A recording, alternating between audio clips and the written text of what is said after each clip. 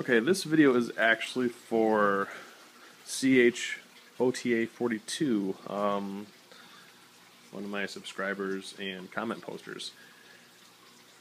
If I were to do this again, what would I do differently? Was the question I was asked. So instead of trying to type it out into a response, I am going to go ahead and do a response video for you. Okay, so the very first thing that I would have done differently is the sand bed filter.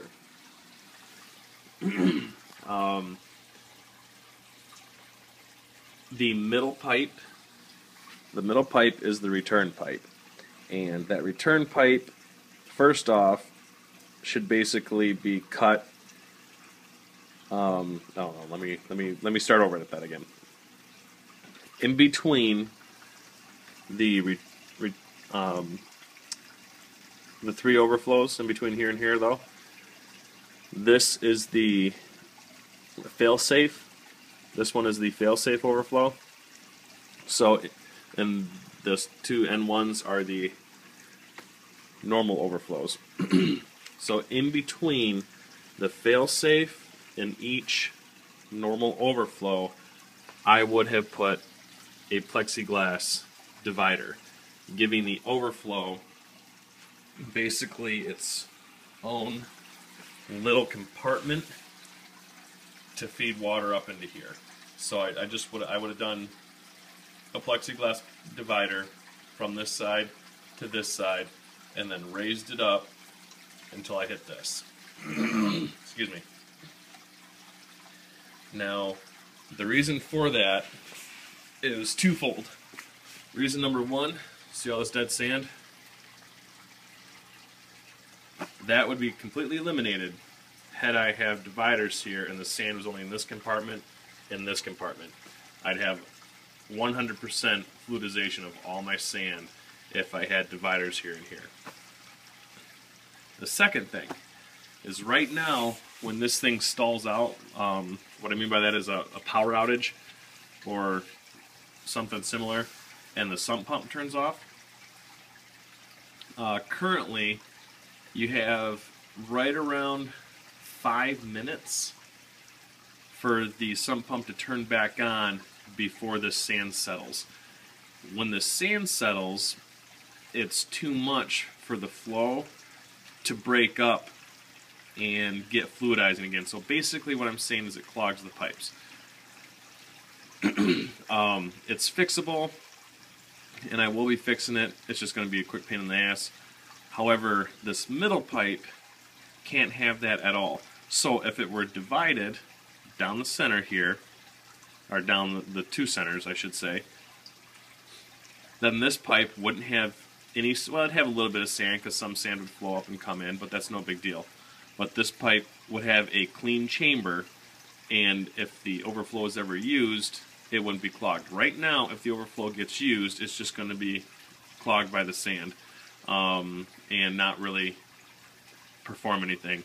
So I'm actually going to have to go in here, drain the water, go in here with the Dremel, and cut that pipe, you know, anywhere above the sand level. That's something I have to do with my current setup. I just haven't done it yet. Excuse me. So that's number one. I'd have dividers here all the way down, here all the way down, acrylic, sealed, so that just the two end, this end container would have sand and this end container would have sand. That is what I would change, number one.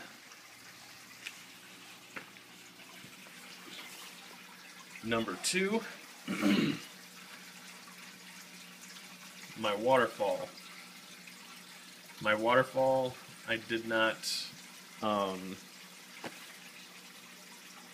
when I built the waterfall before any fake rock was put on it, excuse me, I had the water level perfect right there. And I just didn't take into consideration that when I put the fake rock on it to channel the water flow through the rocks, that it would raise the water level. Of course it will raise the water level because I'm channeling water through stuff, so yeah, I mean, just by design, the water's going to back up. So I didn't think that through. If I were to do it again, I would have calculated that in, and to where when I did the waterfall rock flow, it would make the water level right there. Excuse me. This whole area, I just haven't ordered it yet, but it's for K1. The coldness stuff that people might have seen in other fluidized filtration systems. It's like basically these little gears, and what happens is as they rotate, they collide with each other. And the way the media is shaped, when they collide with each other, the impact basically kills off old or unhealthy bacteria, allowing room for stronger, healthier bacteria. It's like thinning the herd, so to speak. And when you have a system like that, it produces an algae-free system. So there's no, you don't get like the algae spots, you don't need the algae scrubber, all that stuff. It's pretty awesome, works pretty well. However, it needs to be fluidized in order to collide with each other like that. So, oh, that's kind of funny. I got a crayfish like chilling in the waterfall.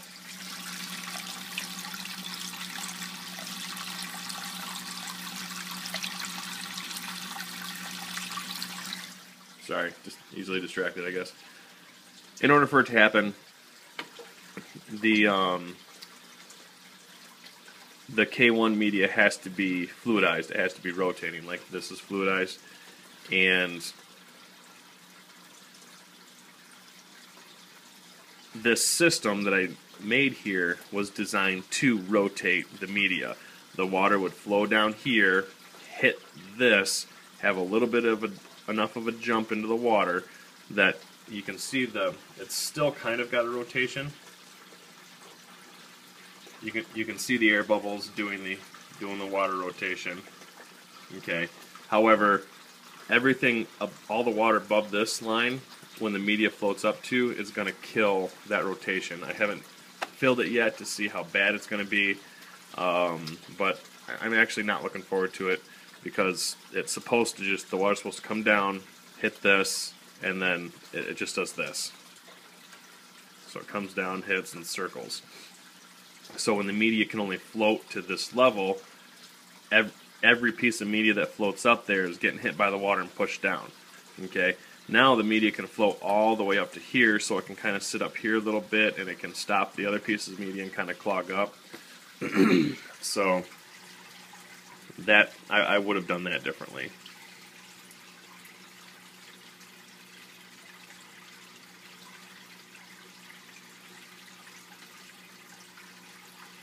Other than that,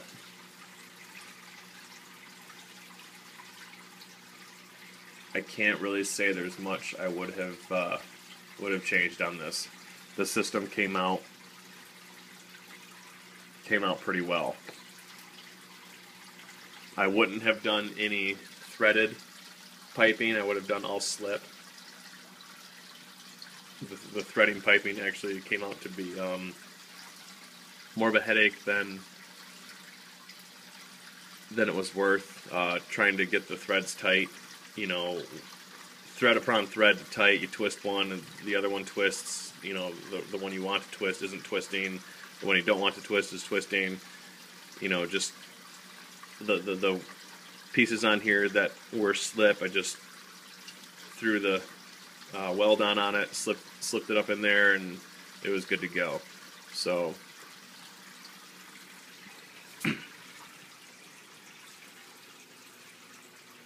I did change, you'll notice in this video right here, I think this is the first time I've shown this actually, is the spa hose there on the return sump. I had a straight clear tube going up and down. It looked really clean and really, really nice with that tube just going straight from the bottom top tank to the return pump. Looked really nice. However, that straight, tight system took the vibration from that Eheim motor and just reverberated it, and it was nasty, like almost like one of those Tesla devices, you know, that as they start vibrating, they just vibrate more and more and more and more and more, and it was super loud. So I ended up putting spa hose on it, you know, so now you can feel the vibration here, but by the time you're up here, it's gone. So the vibration loses itself through the flexible spa hose. And in hindsight, even though this isn't straight up and down, it doesn't look as clean, I can pull the pump completely out. Before, like, I could barely do anything with the pump because it was just, you know, straight tube, straight down. There was no room to do anything. Now, if need be, I can actually pull the pump out. If I needed to do maintenance or something to it, or clean it, or do whatever, there's enough hose there and it's flexible enough that that pump will come right out of there.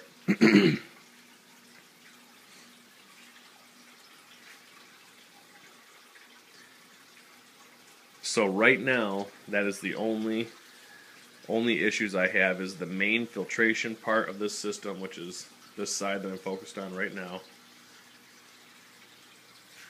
I would put the dividers in between the emergency overflow pipe and the main overflow pipes. So the emergency overflow pipe has its own specific chamber. And then I would have thought through the waterfall a little bit more to where when I was funneling the water through the rocks that I wanted the water to flow through, that backup would put it to the water level that I needed for the perfect rotation of the media. Excuse me, man. For some reason, my throat. Other than that, the dry lock was a pain in the ass, but I don't know of a better way to do it. I've looked, and there's people that use epoxy, like a 2-part epoxy, and that actually looks worse. I mean, it might a 2-part epoxy is probably way stronger than dry lock, but the applying of it and everything just looks way worse. And from the stuff I've seen, the way you got to mix it, you have to mix it in large quantities. So you have to break up those quantities into small buckets. So the quantity you mixed isn't ruined. And yeah, it just sounds like way more of a pain in the ass. So from all the things I saw, dry lock is kind of crappy as that is the lesser of the poisons. So I wouldn't change that.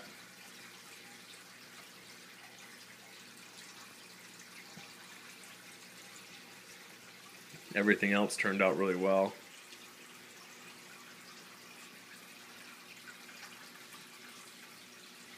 I don't have the acrylic front sheet panel on this yet because I haven't thrown any dry lock on this top sheet, but once I do that, I'll do an actual update video. So there you go, my friend. The only thing I would change is those two things. I probably wouldn't go with an Eheim pump again, to be completely honest. I would go with like a mag drive. The noise of the waterfall and that trickling water, you know, it's very soothing, but it's also the loudest thing in the system. And I'd either go with an Ocean Runner or a mag drive. Those are the Ocean Runner and the mag drive I have used, and the noise difference from the Eheim, man, I can't, unless I have a broken Eheim, which I don't think I do. Like I just don't understand what people are saying about how it's so quiet, and it's just so amazing. I can only think that a lot of these people actually don't have the pumps running right next to each other. You know, I have this pump running, and then right on the other side of that styrofoam, just sitting there, is a mag drive pump. The mag drive pump is 3 times as much GPH. It was cheaper, and it's not louder. Not enough to notice. I mean, with a waterfall going and other noise, just ambient room noise, you can't tell.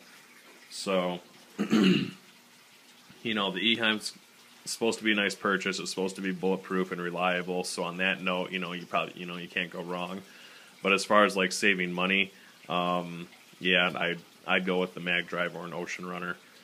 The Ocean Runner is quiet too. On a system like this where you're just not pumping water very far, I would definitely use a Mag Drive on it. My Mag Drive has been bulletproof. I don't do any maintenance to that thing, and it just runs. So I'd use a Mag Drive.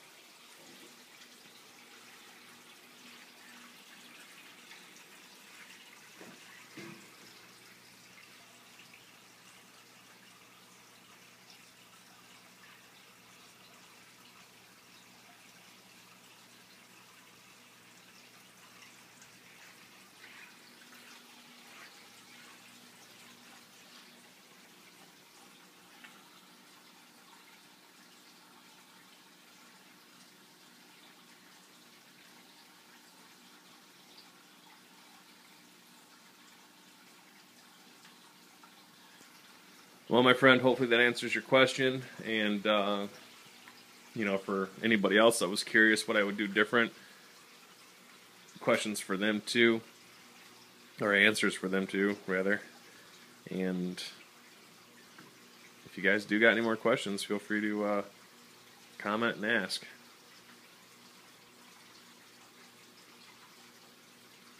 So far, the system has turned out really, really well. And the things I would change just are, they're relatively minor, but I would definitely change them if I made a new system.